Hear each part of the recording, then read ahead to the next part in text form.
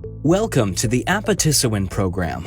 The etymology of the word Apatisiwin is derived from Swampy Cree and translates to employment, training, and jobs. The primary directive of our program is to serve the urban indigenous community of Windsor-Essex County.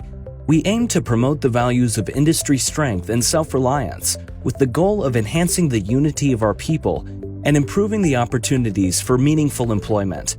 The idea is that through self-determined activities and building employment training capacity, the program can support individuals in securing financial stability for their families to remain integral parts of the community, now and for 7 generations into the future.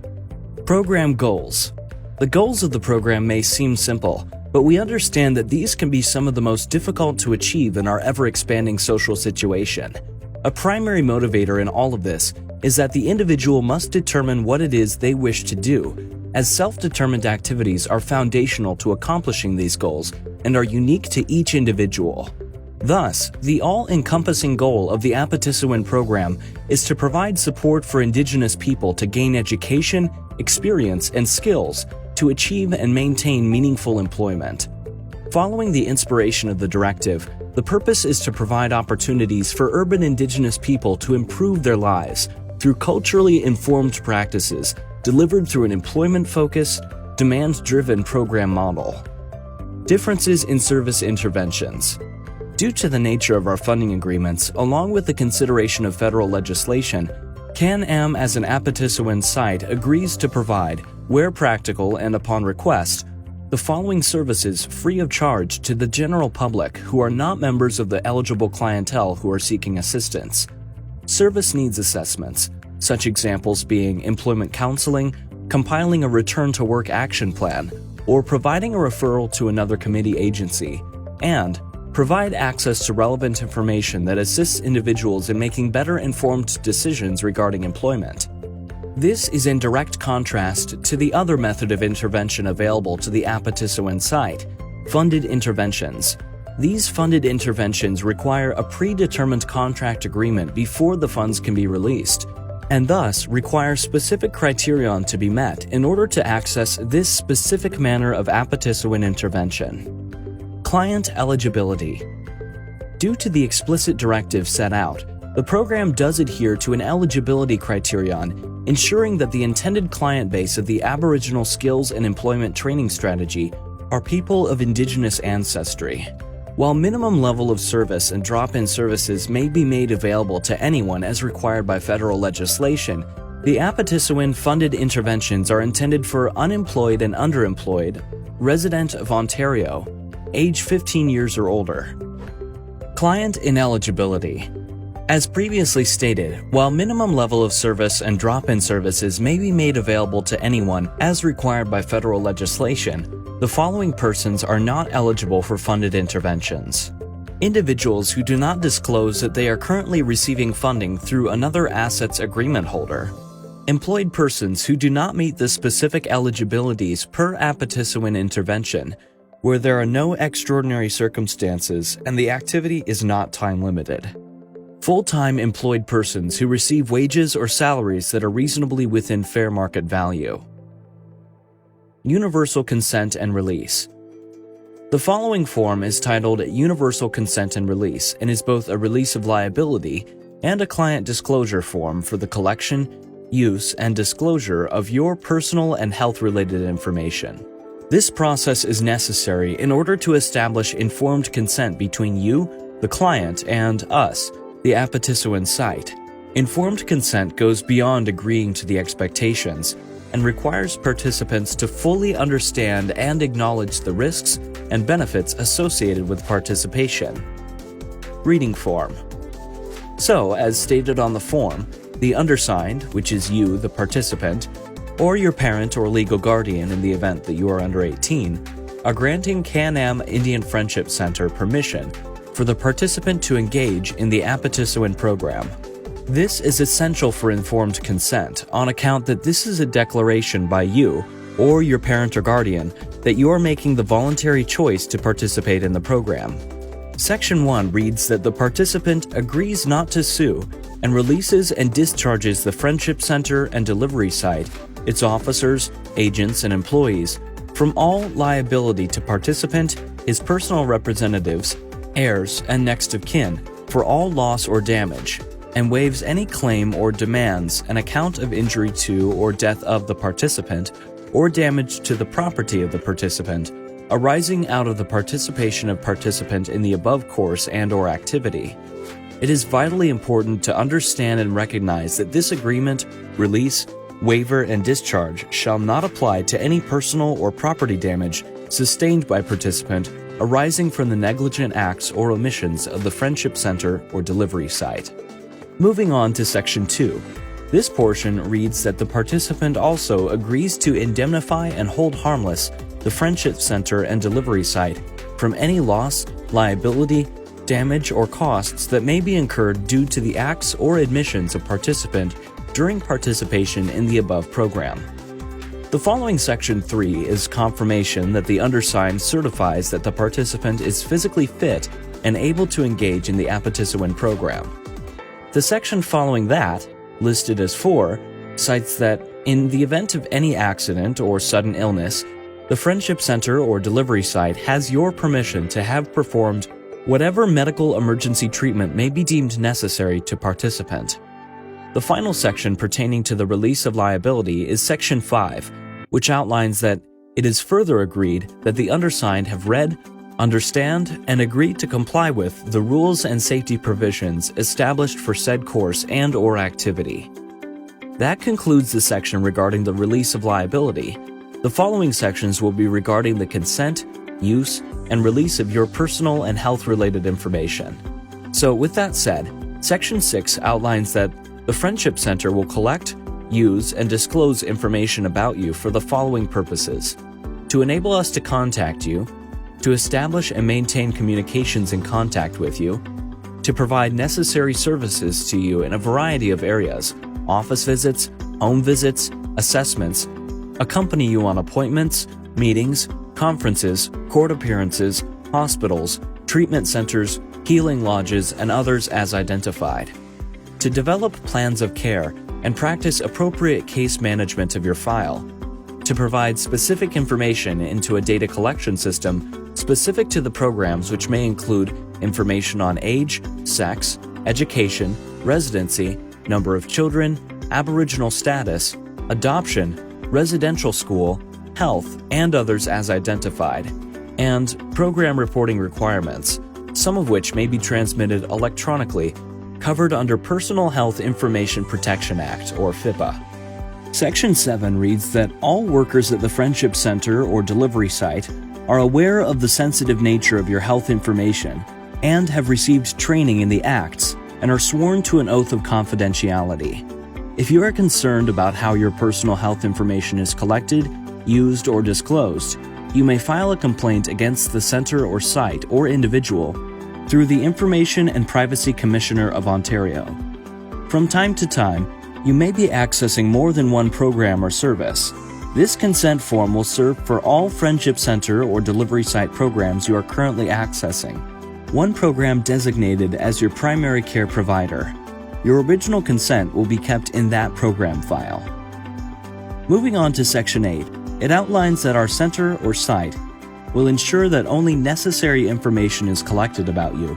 Your information is only shared by written consent, and the storage, retention, and destruction of your personal health information complies with our file maintenance policy, legislation, and privacy protection protocols. Although it is very important to note that Section 9 indicates that, from time to time, this information may be used to do studies, research, or reports on issues specific to the health of urban Aboriginal peoples and for the purpose of procuring additional funding. At no time will any identifiable information be processed for such use. Finally, Section 10 outlines that by signing the consent section of this client consent form, you have agreed that you have given your informed consent to the collection, use, and/or disclosure of your personal and health-related information for the purposes listed. Should a new purpose arise, we shall seek your approval first. It is also important to note that Section 11 protects your rights as an individual, outlining that you may withdraw your consent at any time for the collection, use, or disclosure of your personal health information to another health information custodian by providing notice to the initial health information custodian, friendship center or delivery site, and/or executive director. You can also place a condition or restriction on your consent, in that you may choose to restrict all or part of your health information from being shared with another custodian. However, a custodian is permitted to disclose information for the purpose of eliminating or reducing significant risk of serious bodily harm to an individual or group of persons. Finally, it's important to understand that under Section 12, you also have the right to access your own personal health information through a written request to the health information custodian, friendship center or delivery site, and/or executive director. You may also request corrections to be made on your own personal health information with proper documentation. This section is the final portion, and by signing the Universal Consent and Release Form, you acknowledge as an individual participant that you have reviewed the preceding information and had it explained to you and/or the person who is your legal guardian, or has your power of attorney, where necessary, on how the Friendship Center or delivery site will use your personal information and personal health information. You also acknowledge that you have also been made aware of the steps taken by the center to protect your information when it is collected, used, or disclosed, as well as how it will be stored and destroyed. Code of Conduct. Now, moving on. While participating in any Can-Am event or program, there is always a specific code of conduct to be expected of all participants. We have zero tolerance for the following, and this code of conduct applies to all Can-Am events, including off-site events. You, the participant, hereby declare that you understand and agree to abide by the following rules while participating in Can-Am Indian Friendship Center, or CAIFC, of Windsor programming. First, you will sign in at the front desk, as well as for specific programming as directed. Second, you will call CAIFC if you will be late and/or absent from programming at 519-253-3243. Third, you understand that absences and lateness to scheduled programming could result in your removal from the program at the discretion of the CAIFC staff/ED. Fourth, you will come to the program prepared for the day, ready to participate in all activities with effort. Fifth, you will clean up after yourself, leaving the program space as you found it. Sixth, you will respect all other programs, clients, staff, and property of the Can-Am Indian Friendship Center of Windsor. Seventh, you will not participate in any form of harassment and/or violence, including foul language. 8. You agree to not attend programming under the influence of drugs or alcohol. 9th, you agree to not participate in any drug transactions on the premises of CAIFC and to not have any illegal substances on your person at any time. 10th, you understand any smoking must take place 30 feet from any entrances and all butts disposed of in the disposal unit. 11th, there is a first aid kit located in the copy room, and you will report any accident to a coordinator. 12th, you will ask permission and document any office phone use, to be used only as needed. This does not apply to personal cell phones.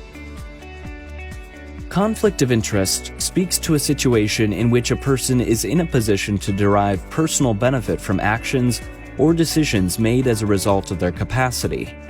In the context of programming, conflict of interest tends to focus around nepotism.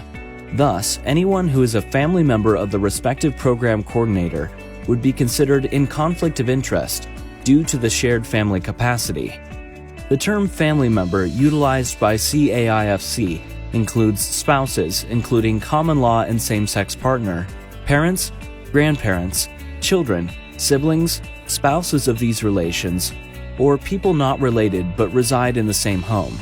This document recognizes the declaration of conflict of interest between the undersigned and understands and agrees to the terms outlined within.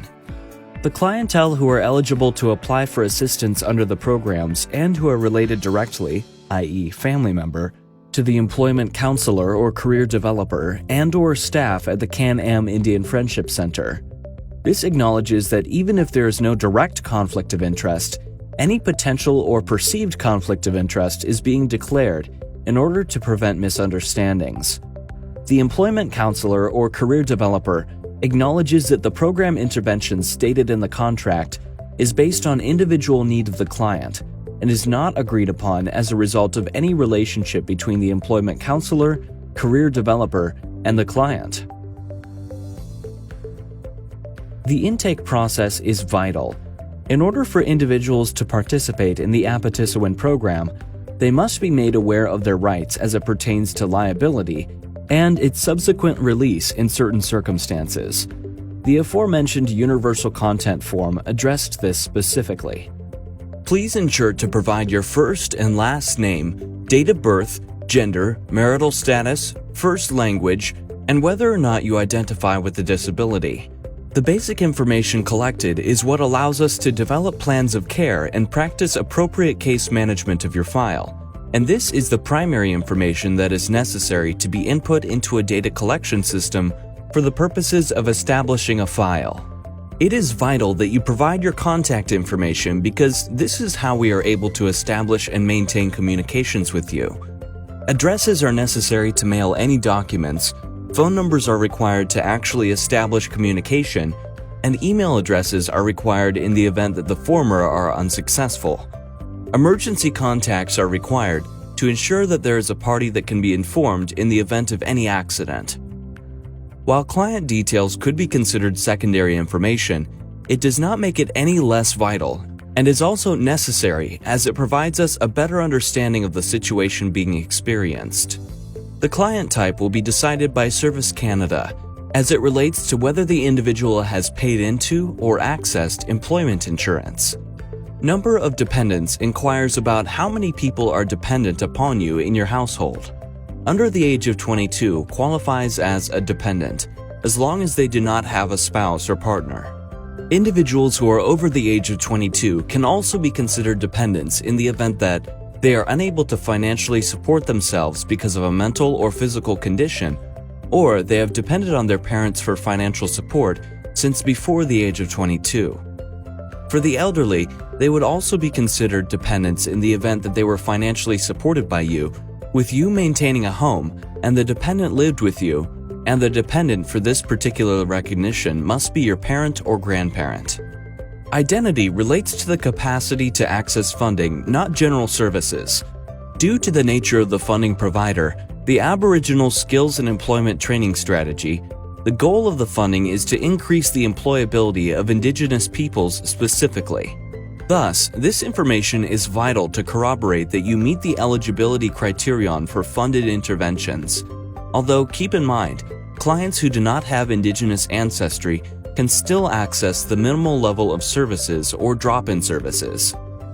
Residency, band number, and First Nation affiliation all relate to the respective identity status that the participant selected. First Nation status will be able to provide the band number and First Nation affiliation, and the residency is determined by the participant's registered living address. Regarding current employment status, this is necessary to again corroborate your eligibility criteria to participate in the program.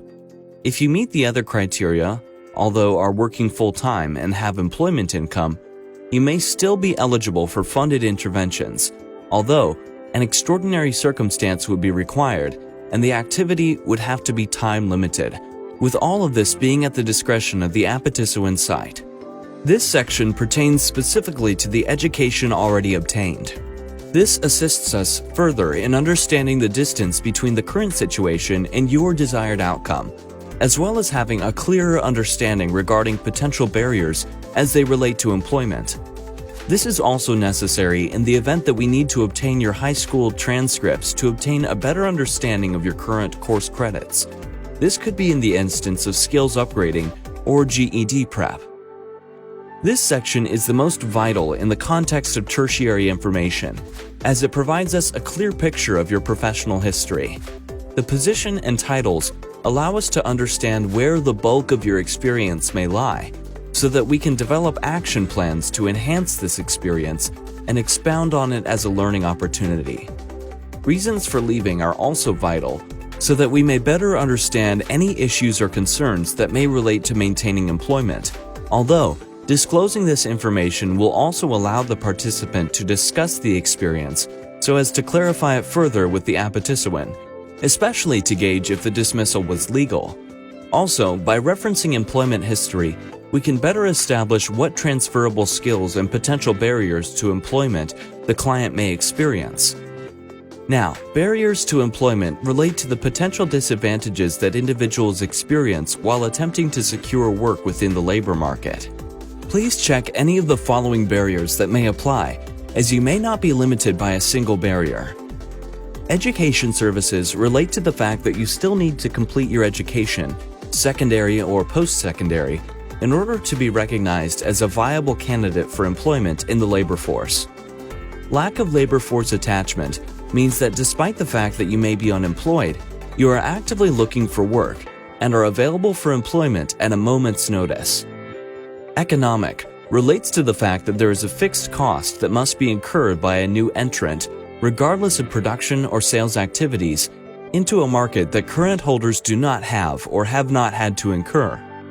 Lack of work experience means that you as an individual do not possess the necessary amount of involvement in a field of employment to be considered a viable candidate for employment.